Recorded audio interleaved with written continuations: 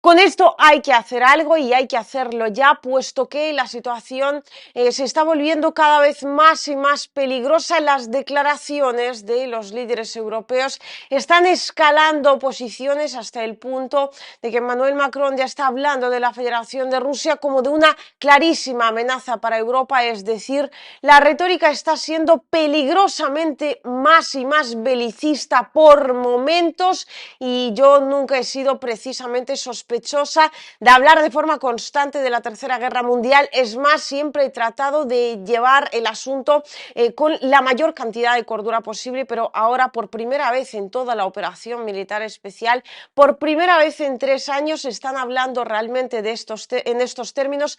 Además, el conflicto se asevera por el hecho de que Estados Unidos, ya no estamos hablando, ¿no?, de una posición occidental, sino que Estados Unidos se ha desmarcado de esta retórica y los europeos quedan solos. Pero claro, hay países dentro de la Unión Europea que tienen armamento nuclear, y ahora lo que vamos a hacer, puesto que creo que algo debemos hacer, lo que humanamente podamos, desde aquí os propongo que por un lado veamos estas declaraciones de Emmanuel Macron y valoremos, ¿no?, hasta qué punto, porque me parecen sumamente peligrosas. Ya estamos rozando el nivel prácticamente del conflicto abierto. Y por otro lado, hay que hacer algo y hay que responder con la verdad, porque las declaraciones en cuestión constituyen algo así como un monumento a la mentira. Así que vamos a ir, primero vamos a ver el discurso completo, es muy cortito, y en segundo lugar voy a ir respondiendo parte por parte para que conozcamos todo el mundo, ojalá esto llegue a la mayor cantidad de gente posible, cuál es la realidad de las cosas, porque por supuesto los medios occidentales, sobre todo en este caso los europeos, van a tratar de ocultar esto como sea. La guerre en Ukraine dure maintenant depuis plus de 3 ans. Nous avons, dès le premier jour, décidé de soutenir l'Ukraine et de sanctionner la Russie. Et nous avons bien fait. Car c'est non seulement le peuple ukrainien qui lutte avec courage pour sa liberté, mais c'est aussi notre sécurité qui est menacée. En effet, si un pays peut envahir impunément son voisin en Europe, alors personne ne peut plus être sûr de rien. Et c'est la loi du plus fort qui s'applique. Et la paix ne peut plus être garantie sur notre continent même. L'histoire nous l'a enseigné. Au-delà de l'Ukraine, la menace russe est là et touche les pays d'Europe, nous touche. La Russie a déjà fait du conflit ukrainien un conflit mondial. Elle a mobilisé sur notre continent des soldats nord-coréens, des équipements iraniens, tout en aidant ces pays à s'armer davantage. La Russie du président Poutine viole nos frontières pour assassiner des opposants, manipule les élections en Roumanie, en Moldavie. Elle organise des attaques numériques contre nos hôpitaux pour en bloquer le fonctionnement. La Russie tente de manipuler nos opinions avec des mensonges diffusés sur les réseaux sociaux. Et au fond, elle teste nos limites. Elle le fait dans les airs, en mer, dans l'espace et derrière nos écrans. Cette agressivité ne semble pas connaître de frontières. Et la Russie, dans le même temps, continue de se réarmer, dépensant plus de 40% de son budget à cette fin.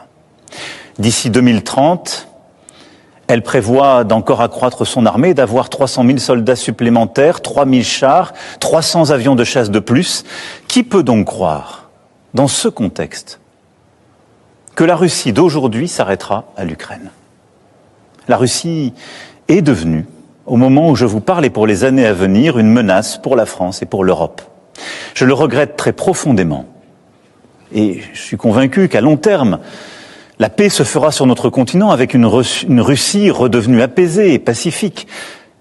Mais la situation que je vous décris est celle-là et nous devons faire avec. Lo habéis visto vosotros mismos, un discurso sumamente belicista, y ahora vamos a ir parte por parte respondiendo a eso que acaba de decir Emmanuel Macron, y dentro de todo el discurso, sorpresa, no ha habido ni una sola verdad. Vamos allá. La guerre en Ukraine dure maintenant depuis plus de 3 ans.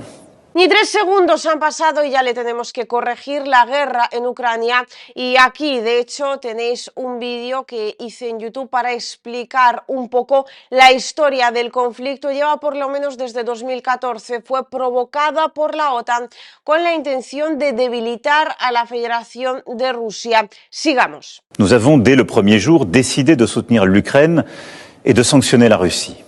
Et nous avons bien fait. Car c'est non seulement le peuple ukrainien qui lutte avec courage pour sa liberté, mais c'est aussi notre sécurité qui est menacée. En effet, si un pays peut envahir impunément son voisin en Europe, alors personne ne peut plus être sûr de rien.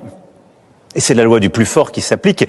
Et la paix ne peut plus être garantie sur notre continent même. Y esta es la mentira, creo, más fundamental y precisamente esta la van a querer utilizar en la Unión Europea para cambiar este Pacto Verde, el desarrollo sostenible, por la paz europea. Es decir, antes el dinero tenían que gastárselo en mascarillas, blanquearlo, por supuesto, gastándoselo en mascarillas, después en todo tipo de energías renovables y ahora les ha llegado el turno a las armas. Las antiguas se las han regalado a Ucrania y ahora, claro, las armamentísticas van a llenarse los bolsillos. No hay más que ver cómo han subido las acciones de Rheinmetall, por ejemplo, entre otras tantas, vía, ¿no?, esta guerra que Europa se está inventando, y es que no hay ningún tipo de amenaza por parte de la Federación de Rusia al continente europeo. Por dos razones. En primer lugar, porque lo dice por activa y por pasiva la propia Rusia, y porque el origen del conflicto ucraniano tiene que ver con la seguridad rusa, con el hecho, y aquí está la prueba definitiva, que se ha desclasificado hace poco, de que a Mikhail Gorbachev, cuando esta descomposición de la URSS, se le prometió desde la OTAN que la organización no daría un paso más hacia el este. Y es precisamente esto lo que ha estado ocurriendo desde que esa promesa efectivamente se le dio a la Federación de Rusia. No han hecho más que incumplirla, llegando hasta el punto ucraniano, y en un momento dado pues Rusia ha decidido, cuando se ha vuelto un poquito fuerte para poder responder, decir efectivamente hasta aquí y apostar por su seguridad. Pero en segundo lugar, un punto tremendamente importante a tener en cuenta, y que la Unión Europea parece que para unas cosas recuerda y para otras olvida por completo. Aquí estamos hablando de armamento nuclear.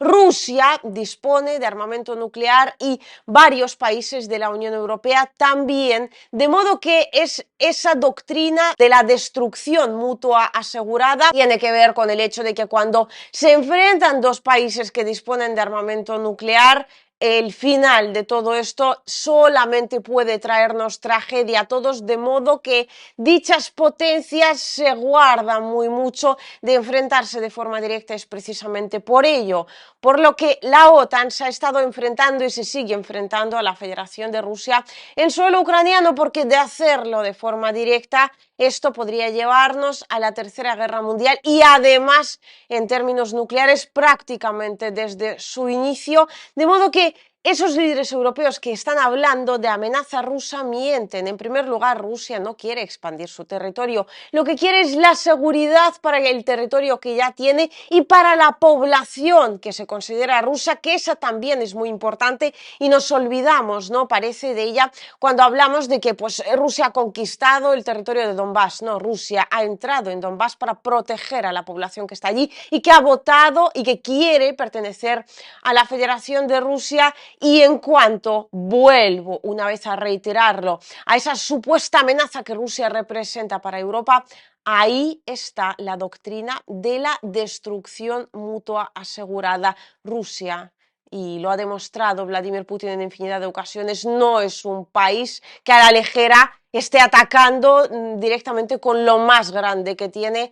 De modo que no entiendo de dónde lo sacan, o sí, teniendo en cuenta que este relato es precisamente en lo que van a basar posteriormente ese enriquecimiento que ahora quieren llevar a cabo vía armamentística. Seguimos. L'histoire nous l'a enseigné.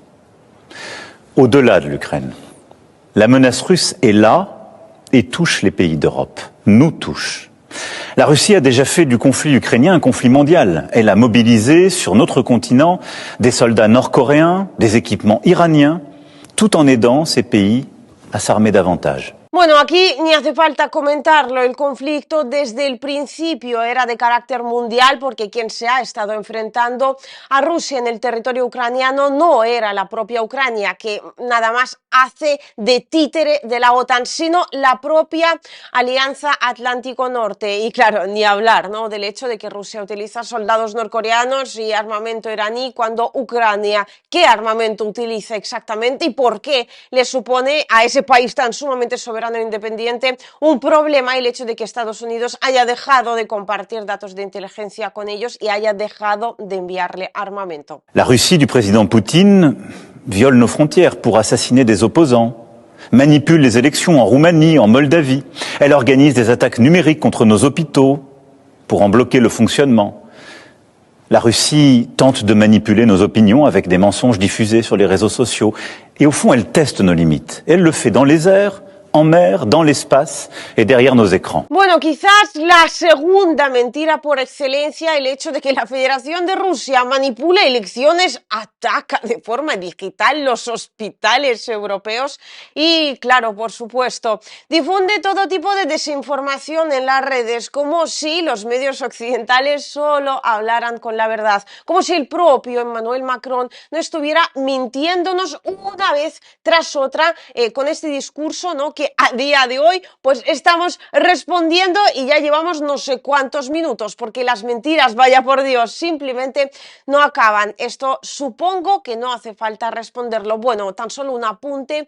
En cuanto a las democracias de Rumanía y Moldavia, en Moldavia la que intervino de eso fue la propia Unión Europea y los que terminaron decidiendo el resultado electoral fueron los ciudadanos de Moldavia, pero que sorprendentemente viven en el extranjero, la gran mayoría en Estados Unidos. Eso en primer lugar. En Rumanía, bueno, ni comentarlo. Les han robado las elecciones y ahora encima están culpando a la Federación de Rusia de ello. No es que Rusia sea la democracia perfecta, pero no va dando a nadie lecciones de cómo tiene que organizarse ni de cómo tienen que ser, ¿no?, esas supuestas democracias europeas. Solo quiere vivir en paz y es precisamente esto lo que no le están dejando hacerlo desde hace muchísimos años, y solo en los años de la operación militar especial se ha vuelto lo suficientemente fuerte como para responder a esta amenaza, porque la amenaza aquí no es la Federación de Rusia para Europa, es la Unión Europea para la Federación de Rusia o la OTAN para la Federación de Rusia, y ojalá deje de ser así. Cette agressivité ne semble pas connaître de frontières. Et la Russie, dans le même temps, continue de se réarmer, dépensant plus de 40% de son budget à cette fin. D'ici 2030, elle prévoit d'encore accroître son armée, d'avoir 300 000 soldats supplémentaires, 3 000 chars, 300 avions de chasse de plus. Qui peut donc croire, dans ce contexte, que la Russie d'aujourd'hui s'arrêtera à l'Ukraine? La Russie est devenue, au moment où je vous parle et pour les années à venir, une menace pour la France et pour l'Europe. Je le regrette très profondément.